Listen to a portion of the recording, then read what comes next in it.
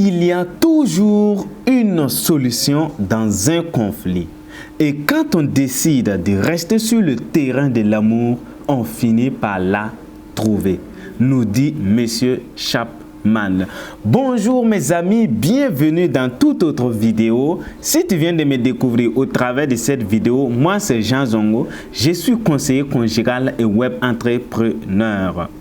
La semaine passée, j'ai fait une vidéo préparant ainsi ceux qui sont déjà dans une relation, qui ont un projet donc de mariage, et aussi ceux-là qui sont déjà en couple, à sortir victorieux donc des difficultés, à sortir victorieux donc des situations qu'ils vont rencontrer dans le couple. Il y a d'autres qui m'ont donc appelé dire voilà, c'est très bien de préparer les uns les autres à sortir victorieux donc de leurs problèmes, des problèmes qu'ils vont rencontrer, mais et ceux qui sont déjà dans des problèmes ou bien et ceux qui rencontrent actuellement des problèmes, quels sont les secrets que j'ai donc à les proposer.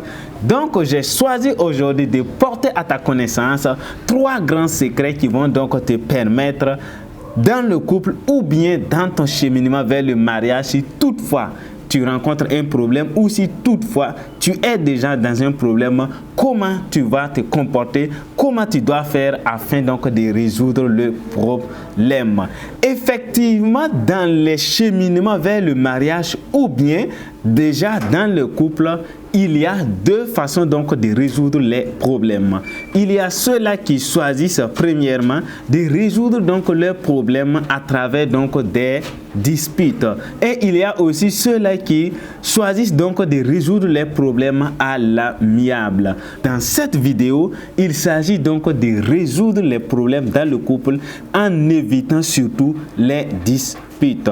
Ce que vous devez savoir avant qu'on entre vraiment dans le vif du sujet, c'est que dans la vie à 2, il ne s'agit jamais de faire ce que moi je pense, mais plutôt de parvenir à une pensée commune. Donc le premier élément dont tu dois connaître et mettre en application, si toutefois tu rencontres déjà un problème, il s'agit donc de trouver un compromis. C'est quoi un compromis? Un compromis, c'est en réalité trouver un terrain d'entente. Maintenant, un terrain d'entente, c'est lorsque madame est d'accord avec monsieur et lorsque monsieur est d'accord avec madame sur un terrain qui est clair. Ou bien c'est lorsque le copain et la copine, ils se sont attendus sur un terrain, tout le monde est d'accord. C'est là trouver un compromis. Maintenant, comment vous allez trouver un compromis? Comment monsieur doit se comporter? Comment madame doit se comporter afin donc de trouver un compromis? Pour trouver un compromis, lorsque vous êtes en difficulté, il s'agit donc que chacun renonce à ce qu'il désire afin d'obtenir en partie ce qu'il désire. Je prends l'exemple et vous allez mieux me comprendre. Il y avait là un couple. Le couple avait décidé donc de passer les vacances à l'extérieur. Et aussi, il y a la Noël qui s'approchait. Monsieur avait dit à la femme, en cette fête de Noël, toute la famille ira donc chez lui pour aller fêter parce qu'il a son père qui est gravement malade et il n'est pas sûr que l'année prochaine qu'il puisse encore refêter Noël avec son père. Et il y a aussi madame de son côté qui pensait donc que toute la famille ira donc chez elle pour aller fêter Noël tout simplement parce qu'elle a sa sœur qui ne vit pas actuellement avec elle mais qui vient chaque 5 ans pour fêter Noël donc avec elle. Maintenant, comment est-ce que le couple a pu trouver le compromis? Une chose que je ne vous ai pas dite, c'est que le village donc de monsieur et de madame, la distance elle est grande. Maintenant, comment la famille a su faire pour trouver donc le compromis? Pour trouver donc le compromis, la famille donc a décidé d'abandonner les vacances donc à l'extérieur. Ça, c'est déjà, tout le monde était d'accord. Deuxièmement, qu'est-ce qui s'est passé? La famille a encore décidé de prendre un billet, voilà, le jour de la Noël.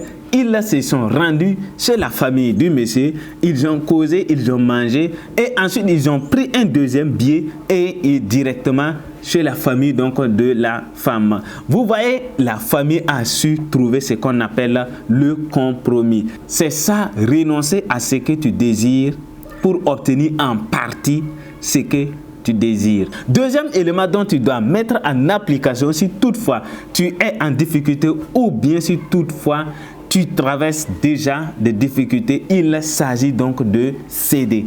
C'est quoi céder? Céder veut dire tout simplement, c'est lorsque face à un problème, face à une situation, face à une difficulté, lorsque madame et lorsque monsieur ou bien lorsque le copain ou la copine, chacun a déjà exprimé ses pensées, il y a soit monsieur ou soit madame qui décide donc que face à ce problème et afin donc de résoudre ce problème à l'amiable, il faut que abandonne son point de vue pour rejoindre l'autre afin donc de gérer donc le problème. C'est ça, céder. Un exemple, il y avait là aussi un couple. Qu'est-ce qui s'est passé? Le couple avait décidé qu'ils auront des enfants que lorsque leur situation financière va donc s'améliorer.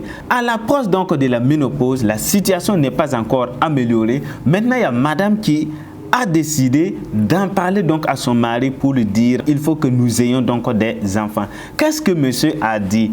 C'est vrai qu'on avait décidé, mais jusqu'à présent, les moyens ne sont pas encore comme on le souhaite, mais le monsieur a cédé pour dire que pour que sa femme soit vraiment une femme, pour que sa femme soit une épouse digne de son nom, il faut qu'elle ait un enfant, il faut qu'elle soit appelée une mère. Pour que lui aussi il soit un père, il faut que il puisse être appelé papa. Donc le monsieur a laissé pour lui et il a rejoint donc la femme et figurez-vous, le couple a eu des enfants, pas un, des enfants et tout le monde était content. En réalité, on dirait même qu'il fallait prendre cette décision pour que la situation financière se débloque. Troisième élément dont tu dois connaître et mettre en application, il s'agit donc de remettre à plus tard. Pourquoi tu remets à plus tard?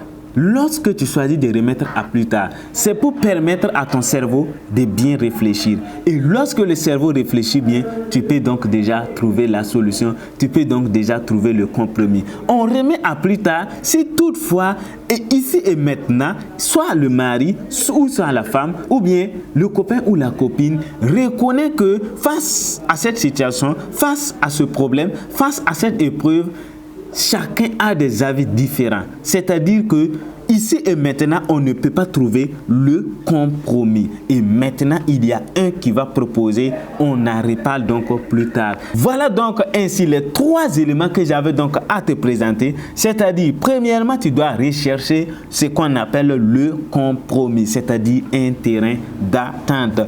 Deuxièmement, tu dois céder, c'est-à-dire face à cette situation, je reconnais que pour régler la situation, il faut que j'abandonne mon point de vue et que je rejoigne l'autre. Troisième élément, c'est de remettre à plus tard. Remettre à plus tard pour permettre une bonne réflexion afin donc de trouver la solution pour tous, la solution pour la bonne marche et pour l'épanouissement donc de la vie en couple.